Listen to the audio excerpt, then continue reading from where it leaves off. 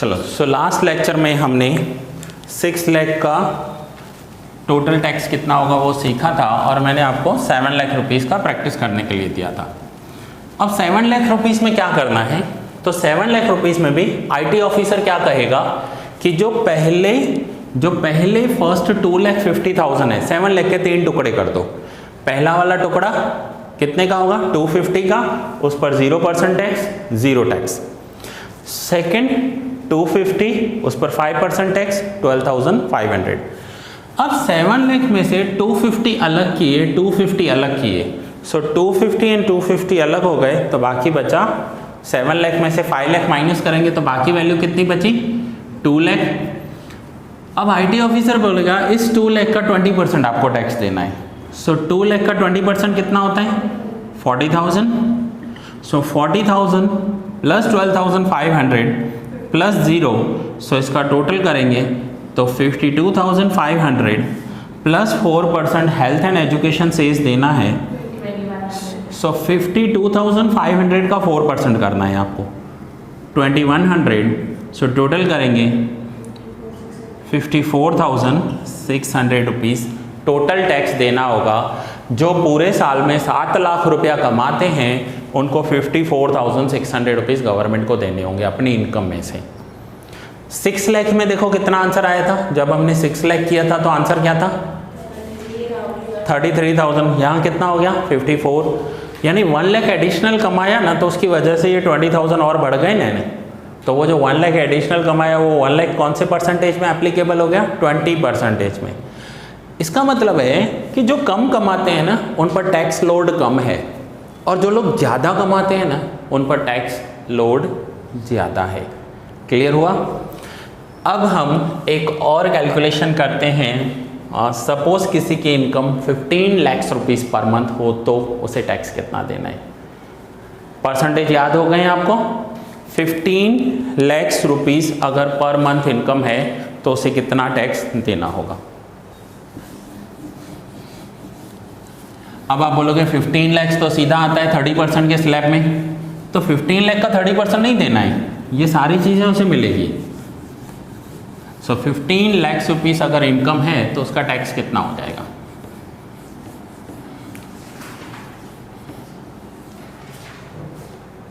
IT officer क्या करेगा, ध्यान से समझना। आईटी ऑफिसर बोलेगा 15 लाख में से पहले 2,50,000 अलग कर दो। इस 2,50,000 पर टैक्स है 0%, सो टैक्स कितना हो जाएगा, 0। फिर नेक्स्ट 250 अलग करो।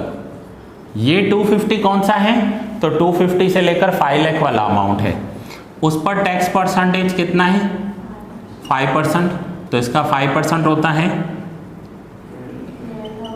12,500। मीन्स ये आपको याद ही हो जाएगा कि फर्स्ट 2.5 लाख पर 0 देना है और सेकंड 2.5 लाख जो कमाए हैं उस पर 12,500।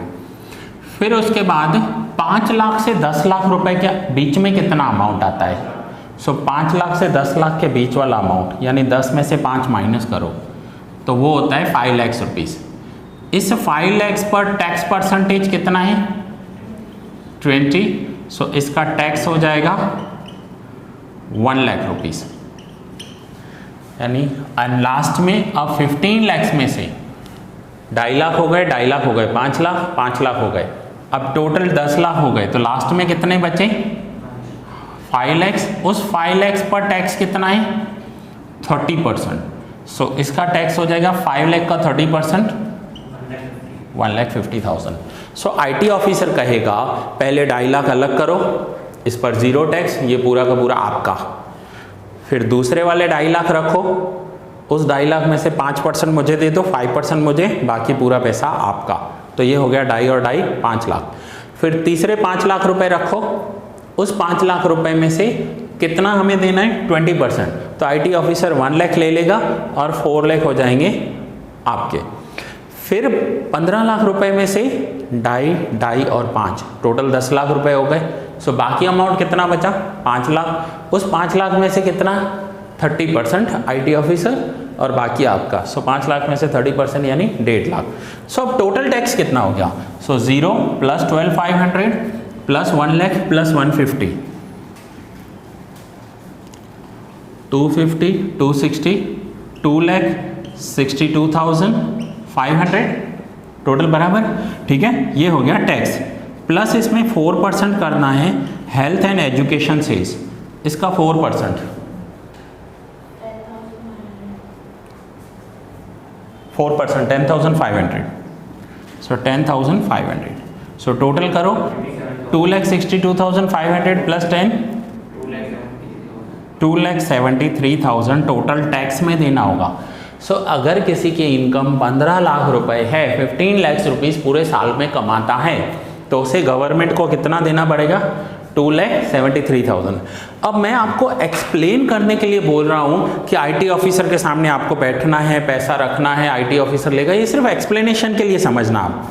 ऐसा फिजिकल मीटिंग नहीं होगा आपका आईटी ऑफिसर के साथ। ये तो आपको 15 लाख रुपीस ऑनलाइन भरना होता है, आप अपने सीए को दे दो, आपका सीए ऑनलाइन भर देगा और जो टैक्स का अमाउंट होगा वो आपको गवर्नमेंट को देना होता है। बाकी आईटी ऑफिसर के सामने रखना नहीं होता है, क्योंकि 15 लाख रुपीस कमाया होगा तो उसमें से खर्चा भी तो किया होगा ना, किसी ने घर के लिए एक्सपेंडिचर किया होगा, हो सकता है फर्नीचर लिया हो या खाने पीने की चीज़ें ली हो, फ्रूट्स, वेजिटेबल्स, फूड ग्रेन, या अपने बच्चों की स्कूल फीस पे कर दी, या 5 लाख की कार ले ली। तो आईटी ऑफिसर ये नहीं बोलेगा आप कैश लेकर मेरे सामने खड़े रहो। ये सिर्फ मैं आपका कंसेप्ट क्लियर करने के लिए समझा रहा हूँ, बाकी तो सिर्फ नंबर्स ही देने होते हैं कि पूरे साल में हमने इतना कमाया।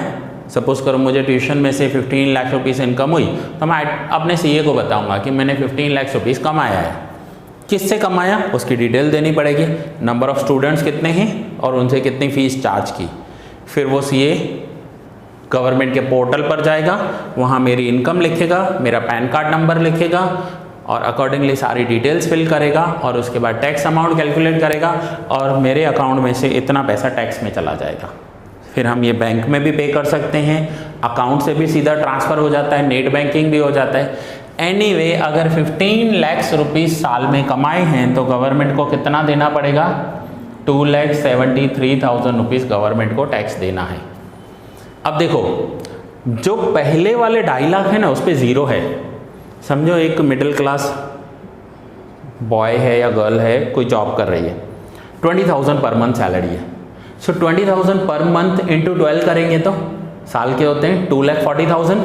गवर्नमेंट बोलेगी कितना कमा रहे हो आप? 2,50,000। क्या टैक्स है? ज़ीरो, कुछ देना ही नहीं है, रखो सब आपके पास। अगर 5 लाख कमाया है तो 12,500, उसके बाद 5 लाख कमाया है तो टैक्स कितना हो जाएगा? 1 लाख, और उसके बाद 5 लाख कमाया तो टैक्स कितना हो जाएगा? 30। यानी जितना ज़्यादा कमाओगे उतना टैक्स आपका बढ़ता जाएगा। पहले 0, फिर 12,500, फिर 1 लाख, फिर 1,50,000। तो क्या हो रहा है? जितना ज़्यादा पैसा कमाते जाएंगे उतना टैक्स हमारा बढ़ता जाता है। सो गवर्नमेंट ने इसे ऐसे डिज़ाइन किया है कि जो पुअर हैं या मिडिल क्लास हैं उनके ऊपर ज़्यादा बर्डन नहीं आए। जो रिच और सुपर रिच कैटेगरी के लोग हैं, जो बहुत अच्छा पैसा कमाते हैं, उन पर टैक्स ज़्यादा होना चाहिए। और 15 लाख रुपीज़ कमाने वाले को कितना देना है? 2,73,000 टैक्स देना है ईयरली बात करें तो। और 15 लाख को 12 से डिवाइड करें तो मंथली सैलरी कितनी हो जाएगी? सपोज करो मैं हूँ या कोई भी है, सैलरी है या बिजनेस है। सो 15 लाख को 12 से डिवाइड करो, यानी होता है 1,25,000 रुपया महीने कमाते हैं। ठीक है, ये हो गया मंथली इनकम। अब टैक्स को डिवाइड करो, 2,73,000 को 12 से डिवाइड करो। 2,73,000 को 12 से डिवाइड करते हैं तो आंसर आ रहा है 22,750। अब 1,25,000 रुपये कमाने वाला 22,750 गवर्नमेंट को टैक्स भर सकता है। ठीक है, अब गवर्नमेंट का ये पैसा कहाँ जाएगा? तो हमारा सबसे बड़ा गवर्नमेंट का जो एक्सपेंडिचर है ना, वो है हमारा डिफेंस सिस्टम पे हमारा बहुत खर्चा होता है। आर्मी, एयरफोर्स, नेवी, इन सब की सैलरी, इनको जो वेपन्स प्रोवाइड किए जाते हैं, फाइटर जेट परचेज किए गवर्नमेंट ने, आर्मी कैंप है, उन्हें जितनी भी फैसिलिटीज़ प्रोवाइड की जाती है, बॉर्डर पे जो आर्मी खड़ी है उन आर्मी को बॉर्डर तक खाना भी पहुंचाना पड़ता है। वो बॉर्डर पर पूरा दिन रात खड़े रहते हैं तो उन्हें खाना तो चाहिए ना, तो खाना पीछे टीम होती है जो उन्हें पहुंचाती है। सो ये सब पैसा कहाँ से आता है? तो ये टैक्स पेयर से लिया जाता है। बट जिनकी इनकम है उनसे लिया जाता है, जिनकी इनकम नहीं है उनसे नहीं लिया जाता, और जिनकी इनकम कम है उनसे कम लिया जाता है। So is it clear? अब आप ये नोट डाउन करोगे, फिर मैं आपको होमवर्क में दे रहा हूँ। अब होमवर्क में मैं आपको दे रहा हूँ 8,50,000 रुपीज़ अगर इनकम हो तो टैक्स कितना होगा, 18 लाख रुपीज़ अगर इनकम हो तो टैक्स कितना होगा, 35 लाख इनकम है तो टैक्स कितना होगा, एंड 45 लाख अगर इनकम है तो टैक्स कितना होगा। इसी टाइप से आपको ये प्रैक्टिस करनी है, एंड नेक्स्ट लेक्चर में हम डिस्कस करेंगे कि इन इनकम पर कितना टैक्स होना चाहिए। ठीक है, इज इट क्लियर? कुछ डाउट है यहाँ तक? तो इसे नोट डाउन करो और बाकी के सम्स प्रैक्टिस करो।